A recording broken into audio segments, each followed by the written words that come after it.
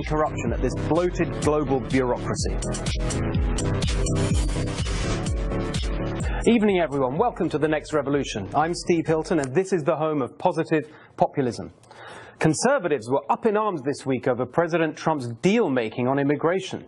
They say he's betraying his base and his populist revolution.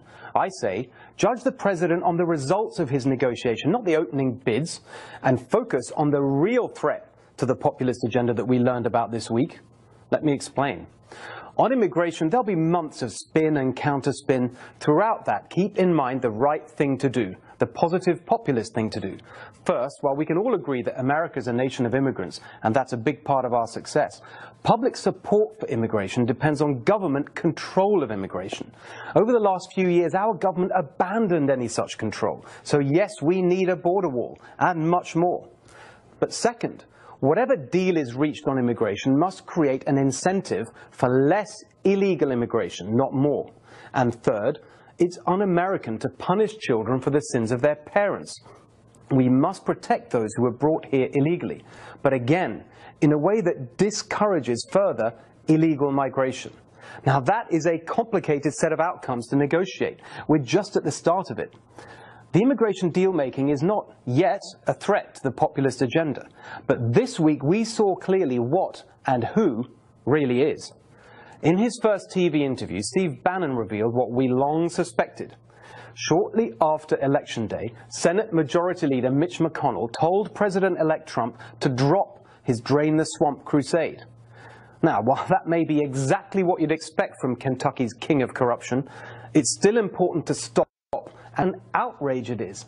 Draining the swamp was the most important promise Donald Trump made. The country wanted an outsider to go to Washington and fight the insiders in both parties, whose elitist agenda has for decades made the rich richer and working people poorer. Mitch McConnell probably thinks he can get away with his defense of the establishment because his personal position is secure. He doesn't face re-election until 2020. It doesn't look like the Democrats can take back the Senate in 2018, and there's no sign of a challenge to his leadership.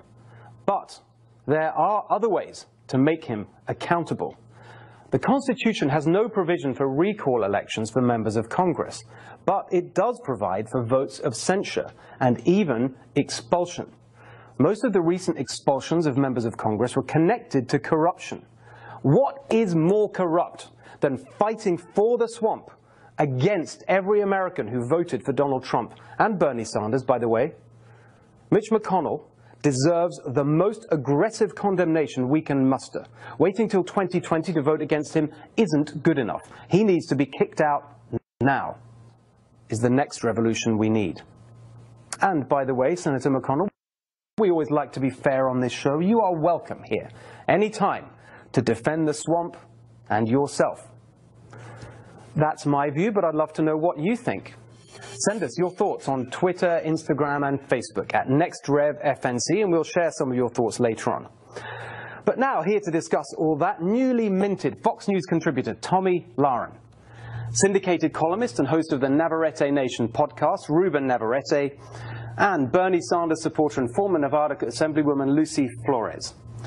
So, Tomi, great to see you here. I want to start with you. What chance is there of draining the swamp as long as Mitch McConnell's in charge? See, and I'm going to disagree with you just a little bit, because I don't think we need to get him out. Here's what I would caution Republicans. Take a look at Mitch McConnell. Take a look at how Trump supporters and just Americans in general are responding to Mitch McConnell and his refusal to drain the swamp. Take a look at that, and then know that whereas Mitch McConnell, he might be safe, you're not. So take a look. And the rest of us, we're watching. So you mean the other members of Congress? So you think that his ability to control everyone else and defend the swamp might be diminishing? Is that what you're saying? What I'm saying is you support Mitch McConnell, you support what he's doing and the way that he is really attacking the America First agenda. Yeah. You watch him and you watch the way Trump supporters and Americans are reacting to it, and take note, because if you want to get back in that swamp with him, hey, you're going to face election. We're going to come after you. So it is the people who are up next year, the people who are into it, they're interesting. Yeah, take a look. Take a look. There you go. So Lucy, as you watch all this fighting on the other side, and a lot of it is prompted by the recent way in which the president has started to reach out in frustration with the Republicans, Sure. the Democrats.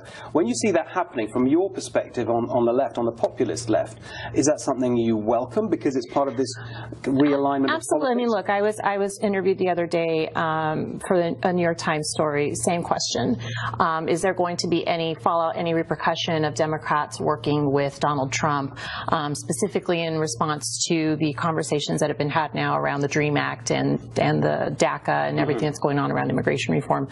My answer to that was absolutely not. Look, as a former legislator, I spent a decade of my life working and doing everything possible to work with my Republican colleagues to come up with some legislation and policy that actually made sense for people in my community, people in my state of Nevada at the time.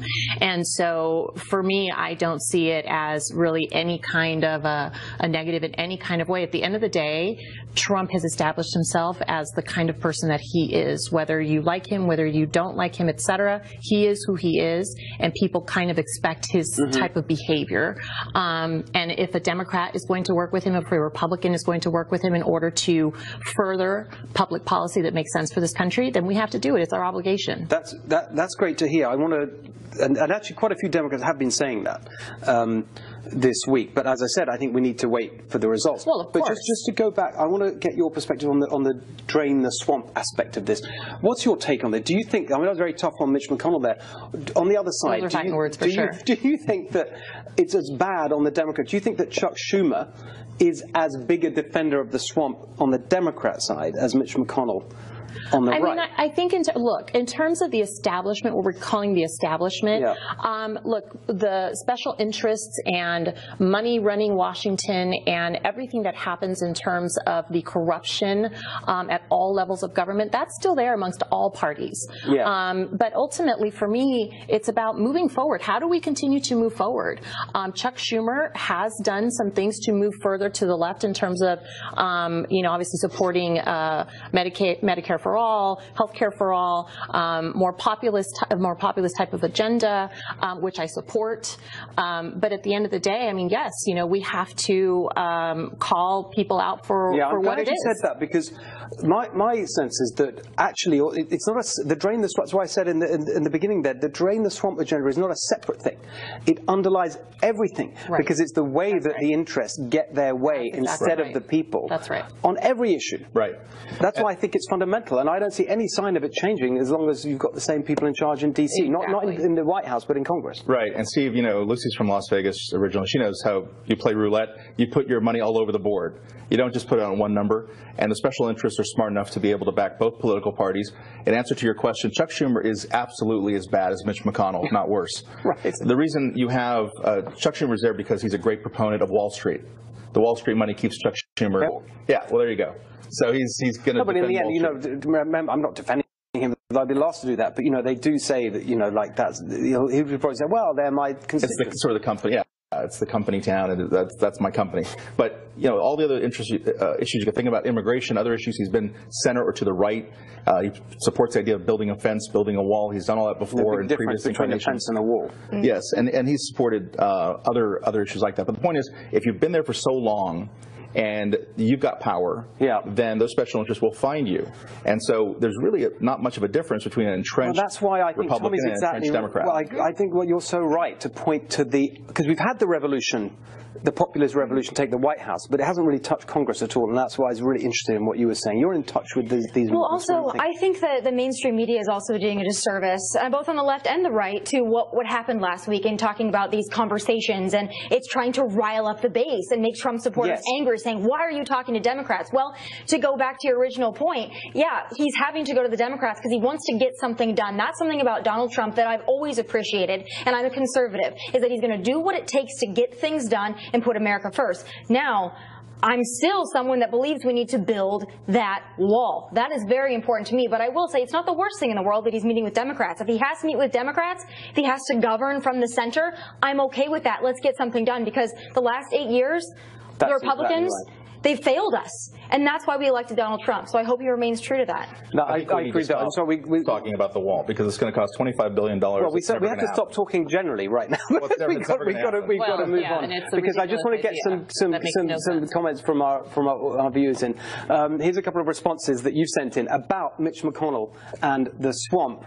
Lichen, sorry if I got that wrong, Craig says, you are right about McConnell. He is the epitome of an entrenched, arrogant, comfy career congressman. I love that. Who doesn't care?